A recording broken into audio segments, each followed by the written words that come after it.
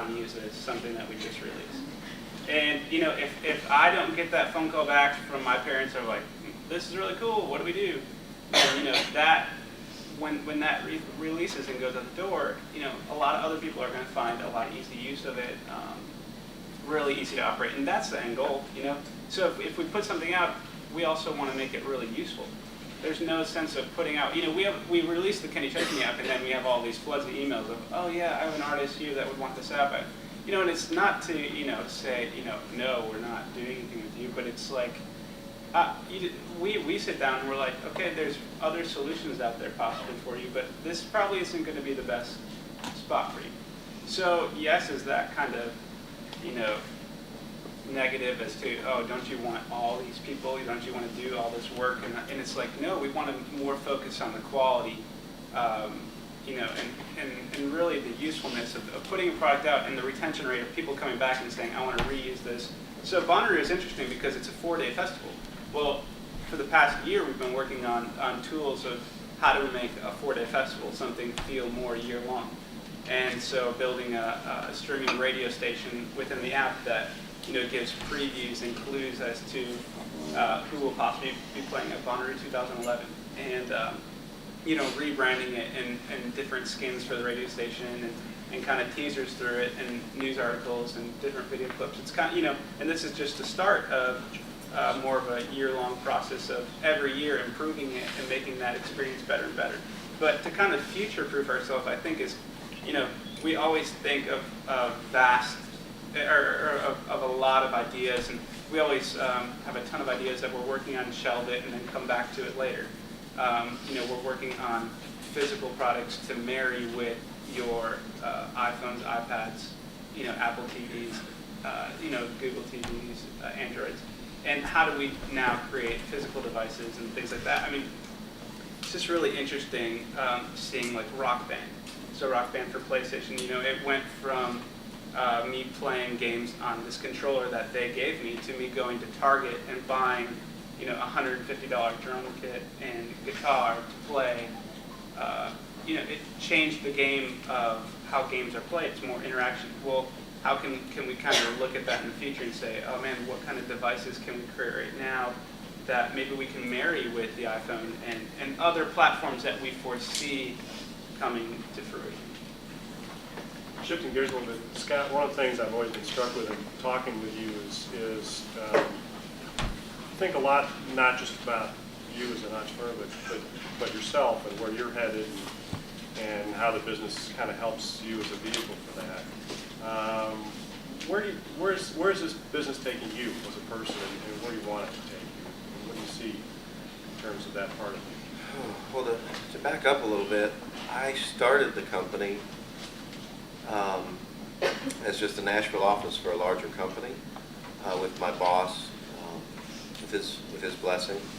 And then I got frustrated that nobody made creative media that made sense for video screens. Nobody understood when video first hit the market that it was okay to turn a screen off, that it was okay to just put flames on it if the song was about fire. That metaphor's been way overdone now, so we try and avoid it. But back then every song, somebody's brother that was a film director was trying to make a music video and tell a story on the screens. And I saw a need, and so I went to my partner and said, hey, I want to start a company that just does creative for tours. And he said no. And then he thought about it for a little while, and he said, okay, yeah, but I want to be your partner in the company. And I said, well, it's not going to make any money. There's really no future in it. It'll just make us better at what we do, and we'll get more work that way.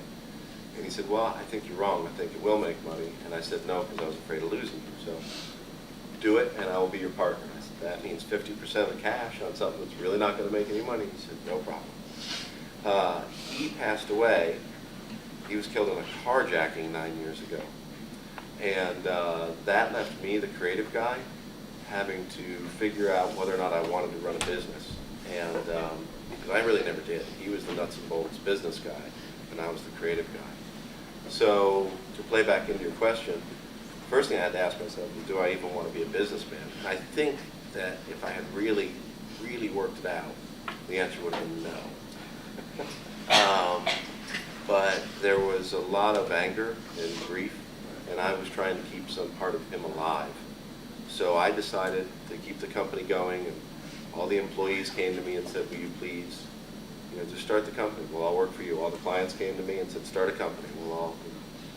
So I did that. I think I did it out of anger and grief. So my first step was figuring out about That 3 was years the best later motivation. that I'm not as angry anymore, and I have a company and people count on me. And so it started with just the hand that life dealt me. I mean, I was a creative person, not a business person.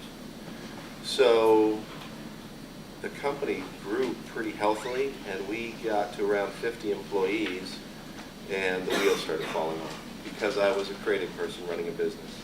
So that really my motivation for the past couple of years, and my new challenge, while I still do a lot of creative things, is to figure out how to be a business person.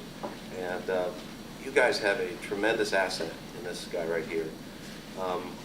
I have actually turned to him for help on a couple of occasions. He's very knowledgeable. He's just easy to talk to, and he has great experience. And I've used him, I've read books, I've gone to classes, and now I kind of have the entrepreneurial bug. So I took the creative side of Moo, which really is pretty different than the hardware side, and started a company called Moo Creative Media. And Moo does music videos and does all the content creation now. Those things we used to do in-house with Moo TV, but now Moo Creative does all of the stuff that goes to tape and gets captured. And that's where John is. Yeah, and John, Belmont grad is the president of that. Former partner of these two guys. Former partner of those guys, and just a super guy. And so I started that, and then a short while later, and one of the things I asked his advice on was there's a company called Center Staging in Los Angeles. That's the premier rehearsal facility in the U.S. Someone came to me and needed money. They knew how to run it, and they needed money, and myself and two other guys bought it. So about 3 years ago, I decided I wanted to learn how to be a good entrepreneur to run Moo TV better. And I have been doing that. I feel like I've made huge changes. I feel like I've grown. One of the biggest things I figured out is do what you like to do, and let somebody else do the stuff you're not good at. Don't be too controlling, and just let go. And for me, I'm good at sales, and I'm good at being creative. And I never was good at being a businessman. So the first thing I learned about being a good businessman was hire some business people. And now they handle the business for me, and it has made me so much happier. So I'm enjoying being an entrepreneur and running the 3 companies, but with a lot of help.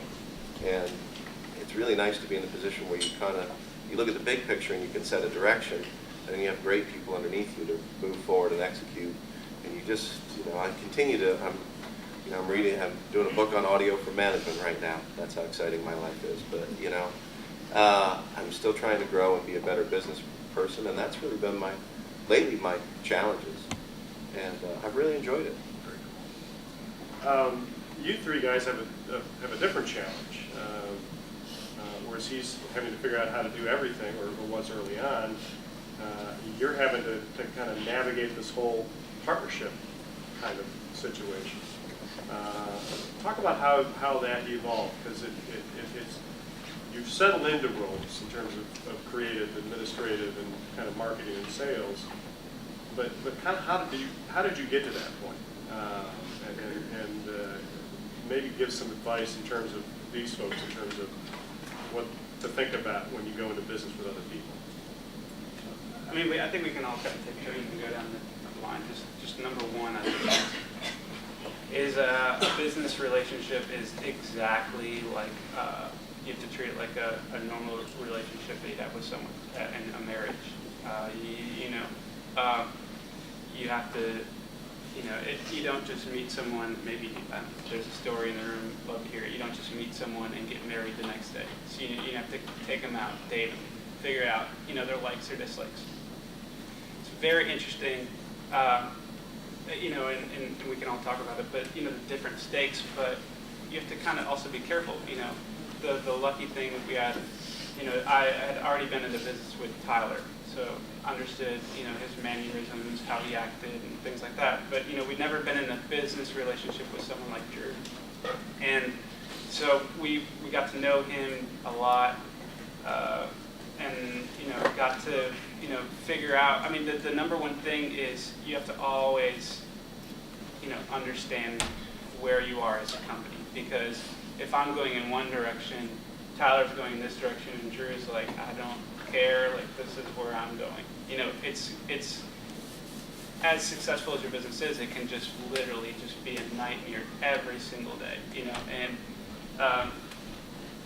luckily it's worked out great. We're having a all successful marriage together.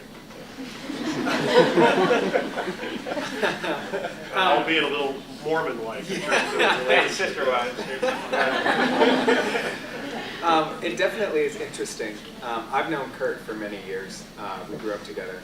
And so when we started Just Kidding, it kind of just worked that way. We understood each other. We knew when to leave the other one alone. And that's kind of an important thing with partners, I will say. It will never be perfect. You will have arguments, but the point is you have to work through them. You can't just say, I'm right, you're wrong, walk out the door.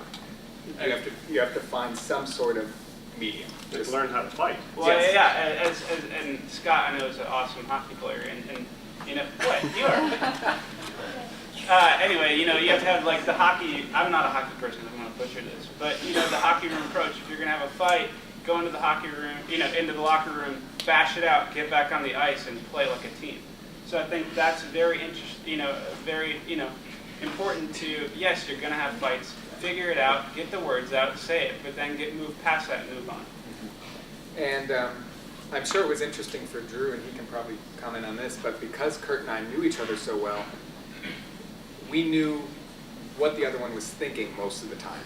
And so when Drew came in, I'm sure it was hard for him to be like, what on earth is going on? Because we would make decisions, we're like, okay, yep, this is the way to go. And he's like, well, no, hold on, let's sit and talk about this.